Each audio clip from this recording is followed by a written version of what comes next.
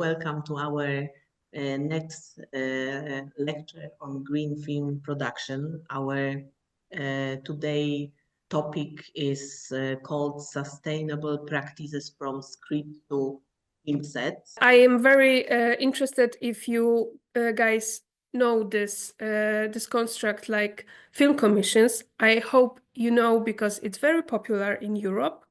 But I also want to share some information how it works, because maybe not everybody knows how film commissions works. It makes me an opportunity to do a workshop sometimes about sustainable production.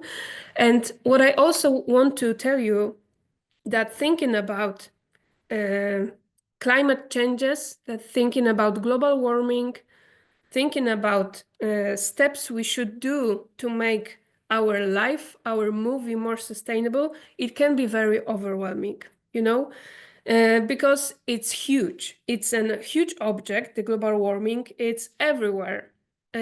Every country struggles with it.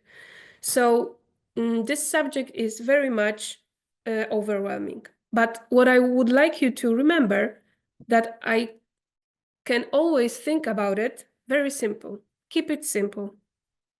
When you do some green steps at your home, for example, switching off the light, turning off the water,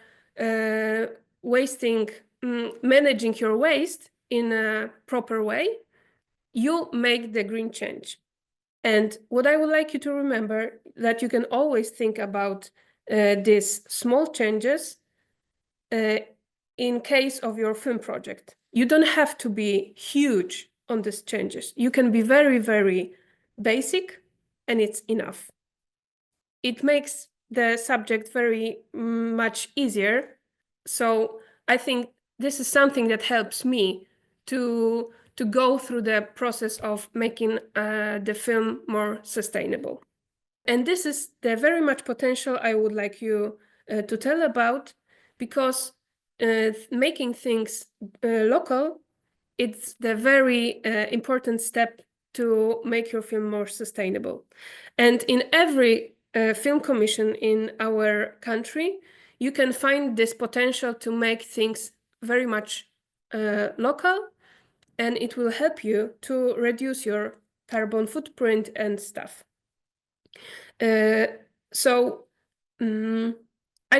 I don't think we have time to discuss how much you guys know the film commissions, but I would like you to say that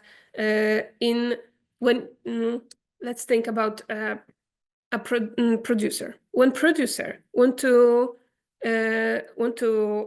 have some locations from I don't know, from Rzeszów maybe, he can call us, he can write us, and he can tell us what he needs. He needs maybe location, maybe he needs a crew member, maybe he needs some help with having a special permits, and maybe he have some other needs, and we can help them without him or her to coming here in person.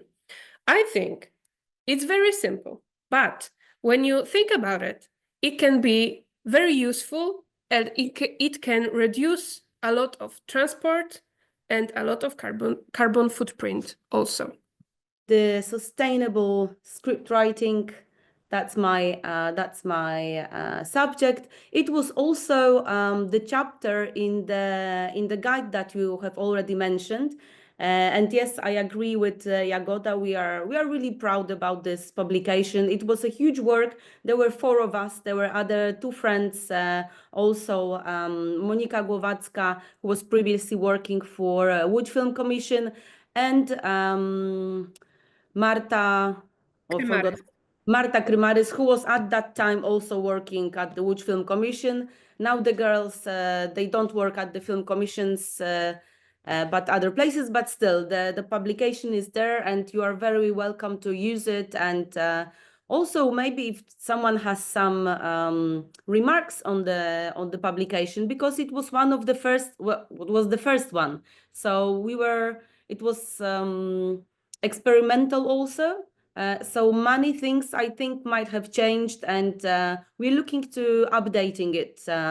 It takes time, but we hope that we can do it one day. I called this planet placement, and the planet placement in the environmental friendly script writing, we may think of it as a practice that we can exercise on 3 levels. First, it would be environmental themes of the films, either fiction or documentaries. Later, it would be like a meta context, so showcasing the positive action through the behavior of the protagonists. It doesn't have to do with the subject of the film itself, but it's something in the background. And then the third one, it's sustainable solutions on the set, which also has 2 levels, because one is the technical one. Well, I will get into details just right now. This green filming can come not only in theory but also in practice.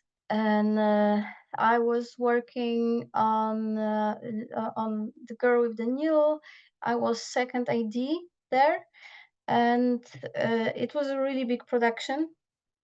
It was actually co-production. It was Danish, Polish, and Swedish, and so it was.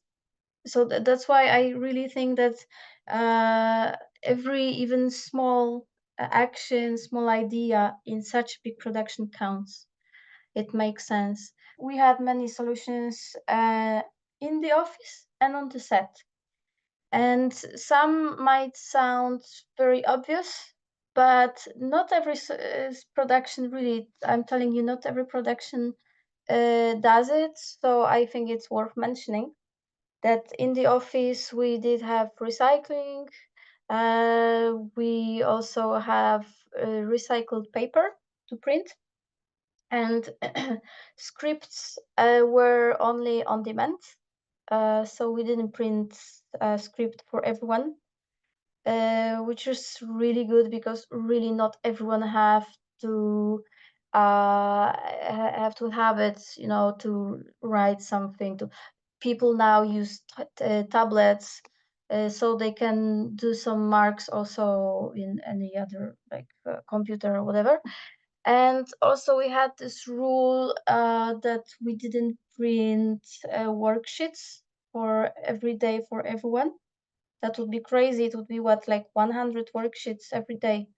And you know, anyway, people lose them in 10 minutes and they don't know where it was. They put it somewhere and they leave. So we just printed like 5 of them, and then we put them somewhere on the wall in some strategic places.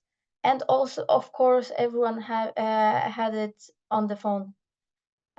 Because I was sending it to everyone by email, so this is how it worked. And on the set also we had of course recycling. We had bins, and we had, as you can see again on the left, this bus. It was catering bus with we could eat there during the break or outside, and we had normal plates. We had no plastic, which is really cool because no one likes to eat from plastic using these plastic forks that break every minute. So we had real cutlery, etc. So and then we were giving it back like in the canteen, and they have washing machine and they clean it. So that was, I think, really nice solution. We all had bottles for water or some therm cups. So that was, and also there was no bottle water, but there was like a big container with water. So you could just put it in your own bottle, reusable bottle, of course. And we also had like 50% of the food every day was vegetarian. So it was, you could take, at the beginning we had to declare if we are veggie or not, and then it was like 50-50, and there were some days when there was 100% food vegetarian. This is something I didn't want to translate in writing, but I would like you to say something that I really like. We don't need small group of people that live 100% ecological way. We need millions of people who are imperfect in being much more green in their lives. And I would like you to be imperfect, but just try it.